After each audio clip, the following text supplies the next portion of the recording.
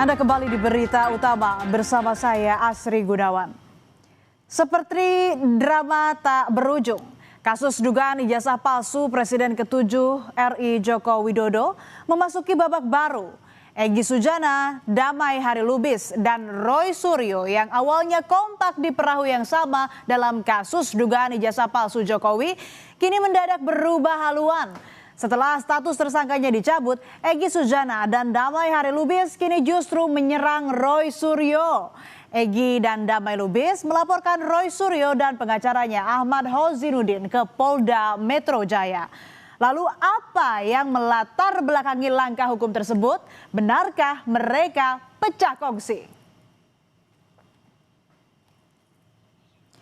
Minggu 25 Januari, Egy Sujana dan Damai Harilubis melaporkan Roy Suryo beserta pengacaranya Ahmad Hozinuddin ke Polda Metro Jaya.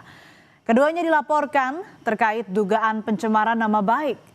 Damai bilang ia melaporkan Ahmad Hozinuddin karena Hozinuddin menuding pemanggilan ketiga tersangka klaster 1 kasus ijazah Jokowi, yakni Rizal Fadilah, Kurnia Triroyani, dan Rustam Effendi dipengaruhi oleh Damai Harilubis dan Egy Sujana. Damai menepis tudingan tersebut dan menegaskan bahwa pemanggilan para tersangka merupakan murni proses hukum yang ditangani penyidik Polda Metro Jaya.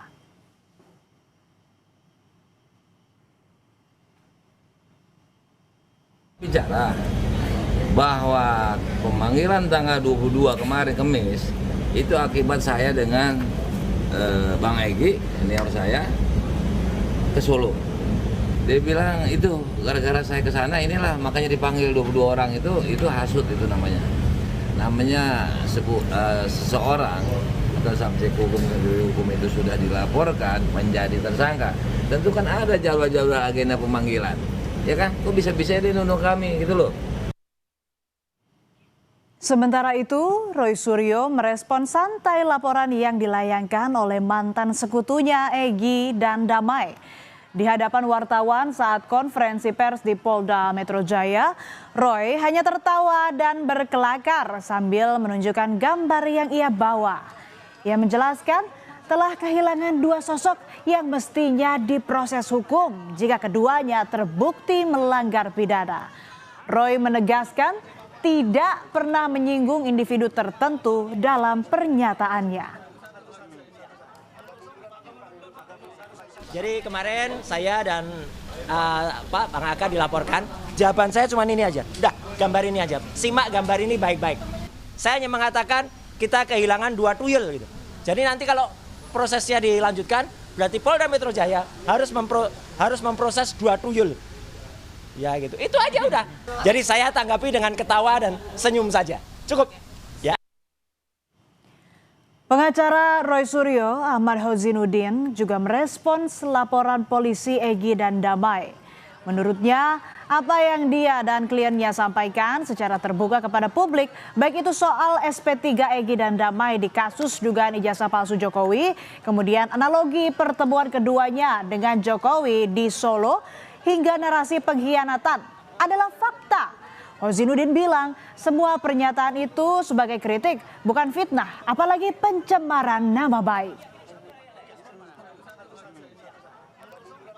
Jadi saya kira semuanya adalah fakta, dan kalau tidak fakta tentulah tidak ada pemecatan terhadap Kurnia Triroyani, juga tidak ada pemecatan terhadap Rizal Fadilah, Rustam Effendi, dan sejumlah aktivis TPUA oleh Egy Sujana yang sebelumnya mengkritik kedatangan Egy Sujana bersama Damai Harilubis ke Solo. Sebelumnya, 8 Januari lalu, Egy Sujana dan Damai Harilubis yang saat itu masih berstatus tersangka pencemaran nama baik di kasus dugaan ijazah palsu Jokowi, mendatangi kediaman pribadi Jokowi di Solo.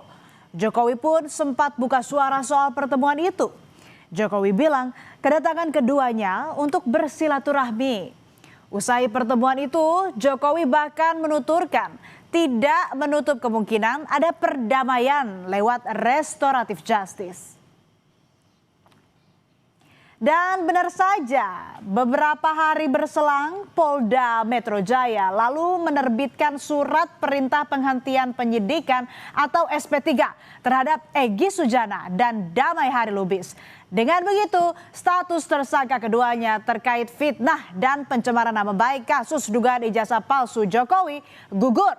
Polisi mengklaim SP3 diterbitkan berdasarkan hasil gelar perkara khusus untuk keadilan restoratif.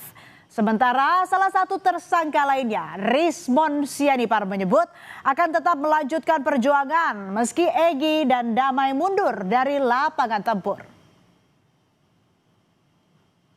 Oh, tentang Bang Egy Sujana dan Pak Damai Harilubis, kami menganggap ya mereka sudah selesai sih.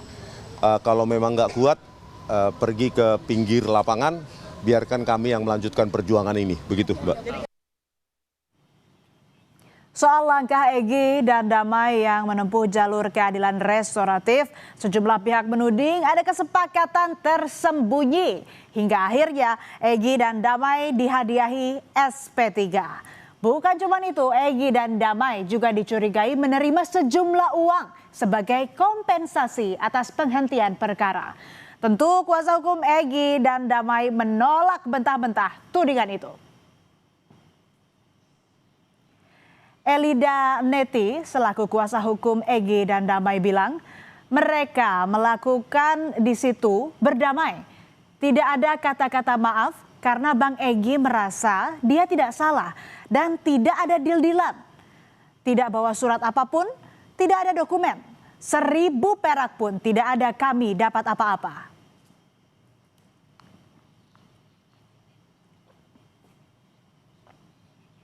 Menanggapi kedua kawannya sowan ke Solo, saudara, Roy Suryo menilai Egy dan Damai bukanlah seorang pejuang.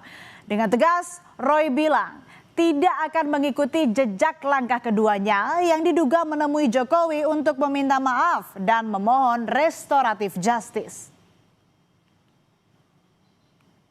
Tim kuasa hukum, advokasi dan akademisi kita tertawa malah. Oh, cuman segitu tuh akhirnya kalian berdua itu. Gitu loh. Kita kan menertawakan aja mereka. Ini untuk menertawakan Bang Egy dan juga Bang Damai. Iya, kenapa? ternyata cuman sampai segitunya. Itu bukan pejuang namanya, tapi pecundang. Egy Sujana menjelaskan soal kedatangannya ke rumah Jokowi 8 Januari lalu bukanlah untuk meminta maaf, melainkan meminta Jokowi menjembatani agar statusnya sebagai tersangka dicabut dan perintah pencekalannya juga dibatalkan. Hal itu karena Egy merasa dia tidak pantas ditersangkakan. Sebab menurut Egy, proses hukumnya bertentangan dengan undang-undang. Salah satunya, ia merasa belum pernah disidik, tapi sudah ditersangkakan. Egy lalu menyindir Roy Suryo yang mengkritik soal pertemuannya dengan Jokowi. Egy bilang, Roy Suryo silahkan saja lawan Jokowi kalau merasa jagoan.